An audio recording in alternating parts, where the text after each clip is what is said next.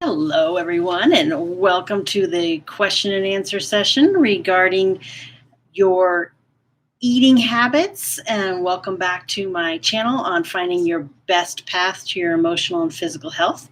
And I'm looking forward to sharing with you some of the ideas on how to manage overeating and answer all your questions that you might have regarding this and get your ideas on what you might want to do for future informational sessions. So, with that, let's get started. I know that overeating is one of those really big challenges that people have when they are trying to lose weight or change their eating habits in preparation for surgery or something like that. So a lot of people struggle with what they put in their mouth and how much of it. And then at the end, even if they're not totally binge eating like some people do, they feel very uncomfortable and stuffed and just unhealthy.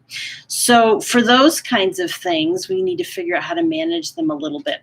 So the first tip that I have that most people avoid is drinking enough water, believe it or not. A lot of the times our bodies are feeling thirsty and not hungry. We just don't know that. And so I always encourage people to drink more water. Here, in the United States, we do not drink enough water. I am constantly surprised on how many people tell me that they don't like the taste of water and that they have to do kind of like everything has to be flavored, and all their water has to be flavored by Crystal Light or whatever else they put in it. And it just surprises me. And maybe they're not learning when they're very young about how to do that kind of thing and how to drink enough water. So I always try to encourage people to not drink water for its taste. That's not why you're drinking it. You're drinking it because that's what your body needs. And it needs to not have all the additional chemicals within some of the things that we drink. So if you're feeling hungry or you think you're feeling hungry, because you may not know really what you're feeling, so I would always recommend have a big glass of water first and then see how you feel in about 10 minutes, because you might find that you're not as hungry as you think you are. And that's pretty common. One of the things that people do when they're developing the eating habits that they need for a bariatric surgery, which I coach a lot of people on, they have to drink not with their meal, because then they'll get too full and not eat enough, but drink 30 minutes before or 30 minutes after. And that's when they are going to be able to basically fill their stomach with water so they can get the hydration that they need. It's really, really easy to be dehydrated. So we kind of need to monitor our health in that way just a little bit more. So that's kind of one of the big things, is drinking enough water. Another thing that I like to always talk about when I'm teaching people to change their eating habits is mindful eating. More often than not, we are really rushed when we eat, and we are shoving things in our face, and we're trying to get to the next activity or get to where we can help the kids with their homework or clean the dishes or whatever it is that we feel we need to do next, or watch our favorite TV show sometimes. And we tend to rush. And if you rush too much when you eat, it's really, really, really easy to overeat, because your body doesn't have time to send the signals to say, hey, I'm full and I don't need any more. Okay. So one of the strategies when you're eating those kinds of things, then we are going to suggest that you stop and slow down a little bit and take time putting your fork down in between maybe each bite, and chewing each bite maybe a little bit further than you normally would. A lot of times people complain of indigestion, and it's because they don't chew enough, believe it or not. One of the hallmarks of our digestion is that actually it starts in the mouth and as we're chewing. So the more we break down our food by chewing it, the easier it is for our stomach to break it down. So if we're not chewing well enough, you're going to end up with more stomach issues and more gastric issues. So for those of you that might struggle with GERD or heartburn or any of that kind of thing, that might be because you're not chewing your food well enough and your body's having to overproduce acid in order to break it down. So take the time to stop and eat your food a little bit slower and chew a little bit more effectively. Let's get to some questions. I see some questions popping up. That's so exciting. This is kind of fun to do. So my very first question is from Michelle. She's from South Carolina. Welcome, Michelle. Her question is, my husband loves buffets. How do I not overeat at them? That's an interesting one. So buffets are always a challenge because, they charge you extra, right? So that you can have this large options for food. And so a lot of the times this is tied to how we feel about restaurants and about eating out in general. And I have had numerous clients say that, oh, I don't want to pay $15 for a plate and not eat my $15 worth or whatever it is. It's been a while since I've been to a buffet, so if that's kind of cheap, forgive me. But that's a challenge for a lot of people. So initially, if they're trying to change an eating habit, I tell them, don't go to buffets if you could avoid it. Ask your husband to maybe go without you for a while until you get that under control. And especially if you have that thought process that you have to eat $15 worth or whatever the amount is. I tell people, think about it going, just you're paying extra because it's for the options and the variety without, having to do a lot of specific ordering. And you're going to spend the time with your spouse who enjoys the buffet. So that's kind of why you're doing it. So with that being said, if you do go, one of the things I always recommend is drink some water first before you start eating. So that's one of them. But and also to start with the salad and start with vegetable heavy foods. So with that, you're going to get a lot of fiber and you're going to get something that's very, very filling. And then you're going to be less likely or less able to overeat additional foods. So you want to take the time to eat a salad and then wait. And if you have to set a timer or take a break in between your servings, that's probably one of the best things you can do. Anytime I go to a kind of a quasi buffet, one of the places that my family likes to go is Hoo Hut, I think it's called. I don't know if any of you have that. It's a Mongolian grill, which it's kind of like a buffet because you pick all your foods and then they cook it for you on this grill thing. But you can go as many times as you want. So that can be a challenge because you can have as many servings as you can stuff in yourself.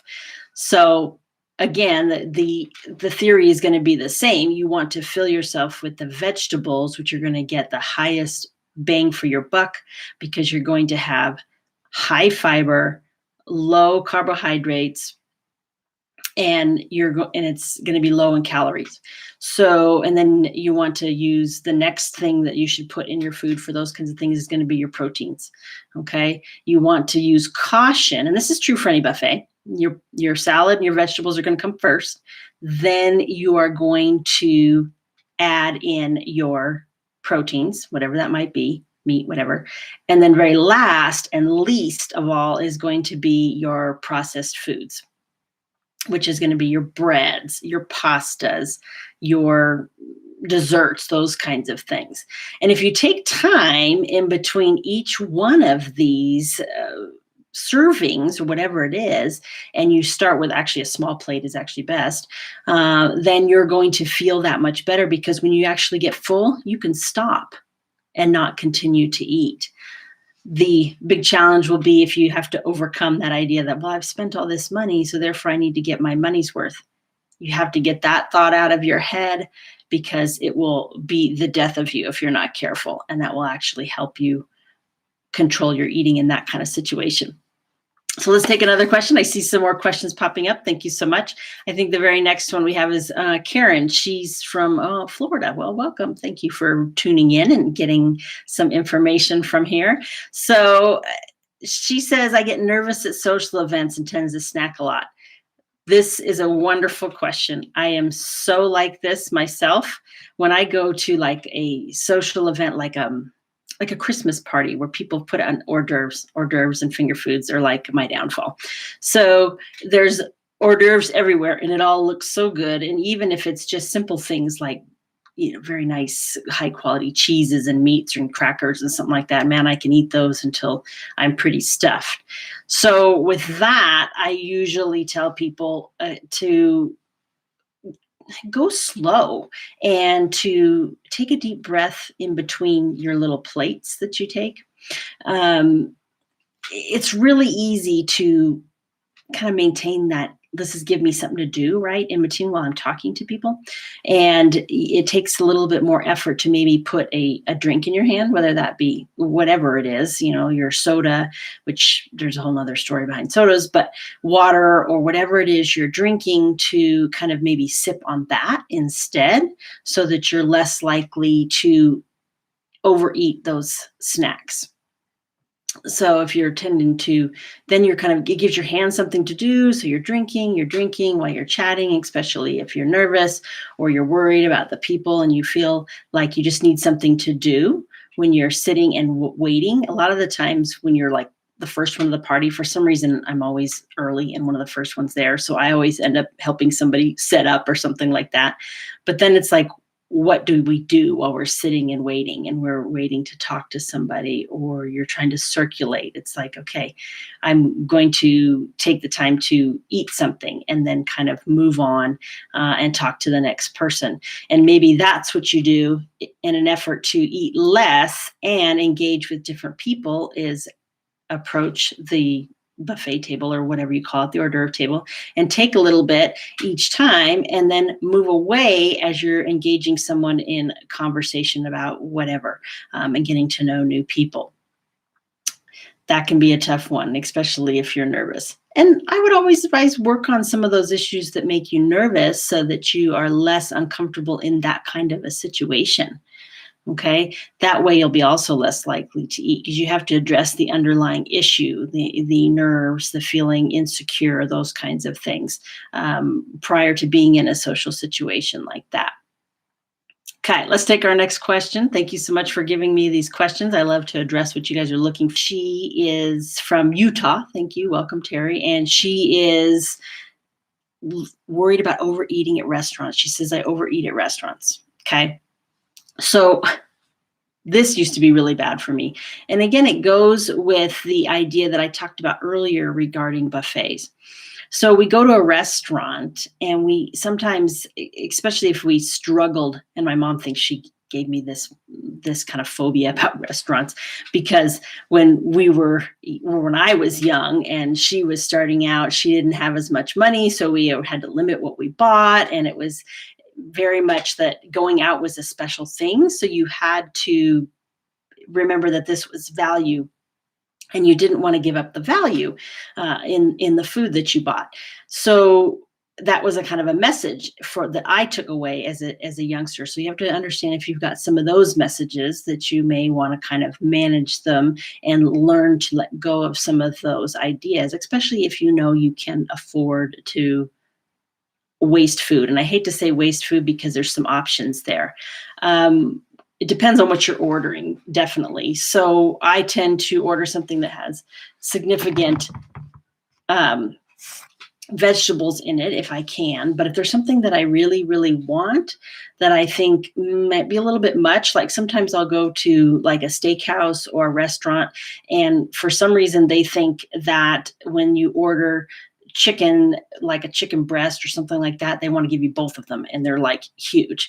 And you look at that, and you look at the vegetables they give you, and then the side salad they give you to begin with, and you're like, how am I going to eat all this food? Well, I typically will start with the food that I know I can't take home. So like a salad doesn't take home too well. So we need to start with that and fill up with that. And then a lot of times I will ask for a box right off the bat, especially if I go to a place like, one of the places I like to go is Texas Roadhouse, and they have big portions.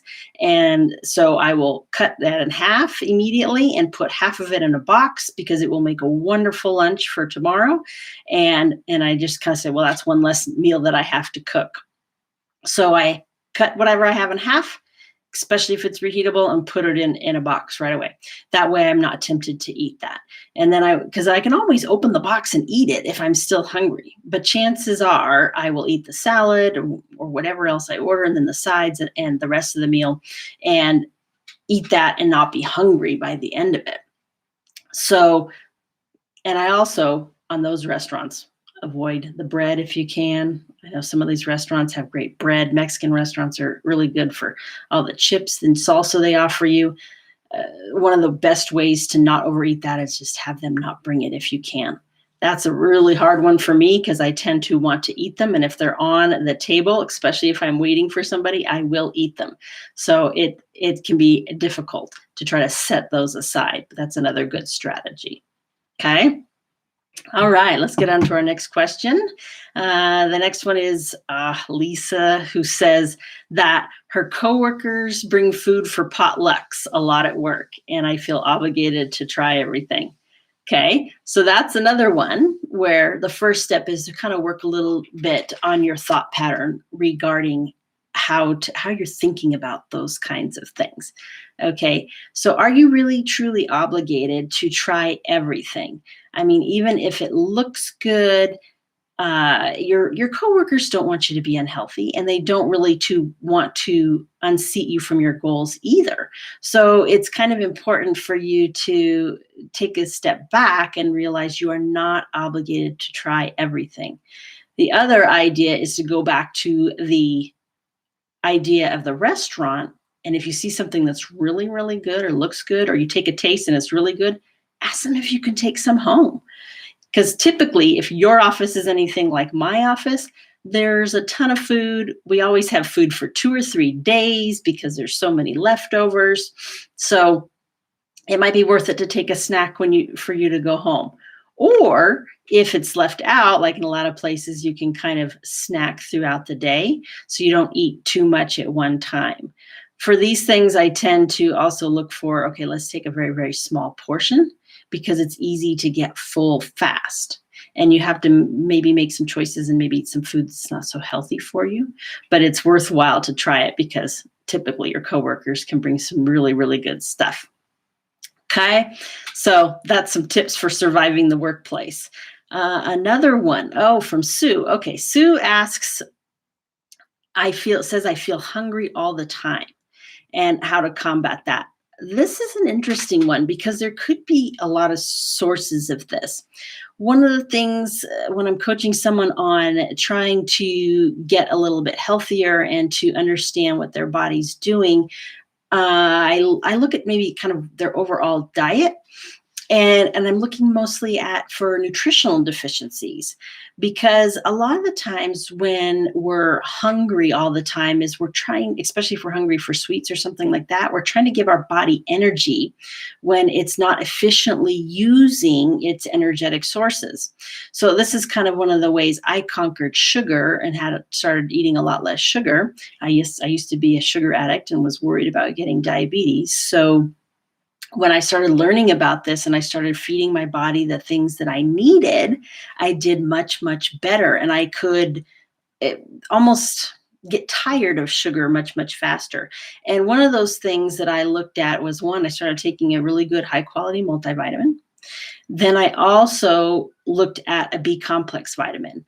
Believe it or not, we are typically nutritionally deficient in our B complex vitamins because, one, our food supply is not as good as it used to be.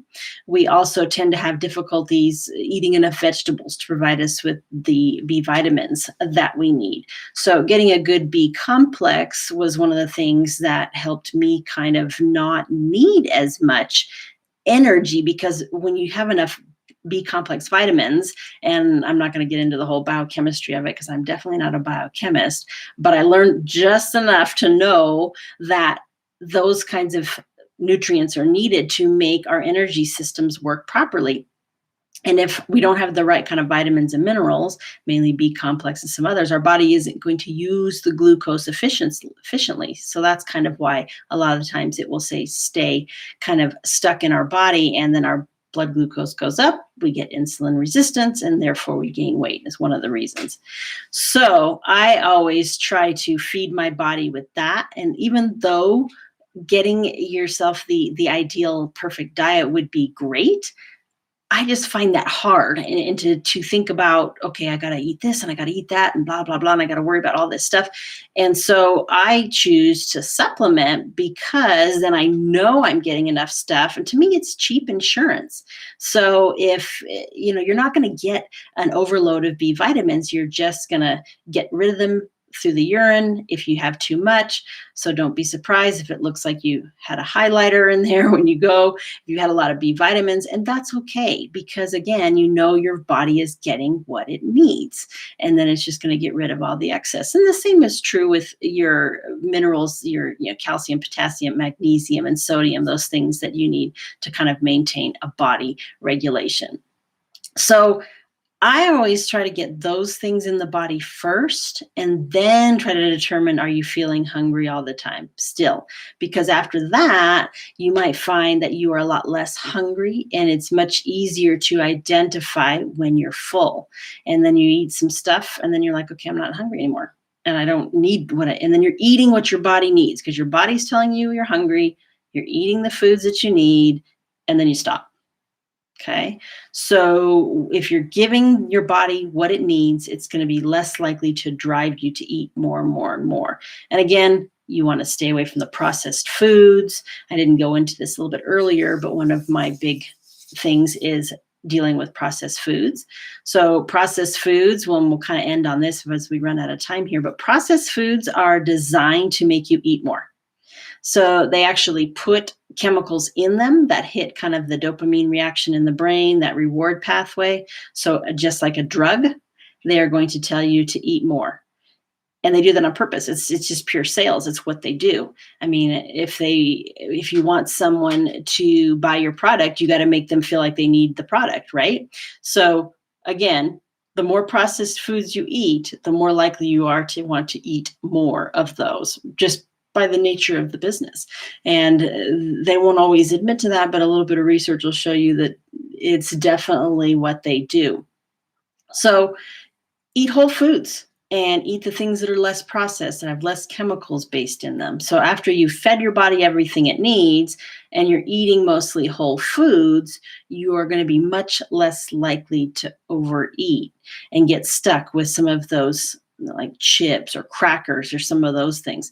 Crackers always get me. And sometimes some sugary based treats, those things can get you as well. So those are some of my tips and answers to things about why or how we need to control our eating and how to stop some overeating. So please let me know if you have any other comments or questions, and I will do my best to do the research and answer those for you and answer those in some further videos. So again, if you are interested in following some of the things that I have about helping you find your best emotional and physical health, we will go from different subjects that kind of help you find your best emotional stability as well as your physical stability. So don't be afraid to subscribe and share this information with as many people as possible, because I want this to go out and help everybody as much as possible. If you want some one-on-one coaching about your specific situation, please don't be afraid to connect with me on the website. And again, let me know if you have any other questions. Thanks, and have a great rest of your weekend.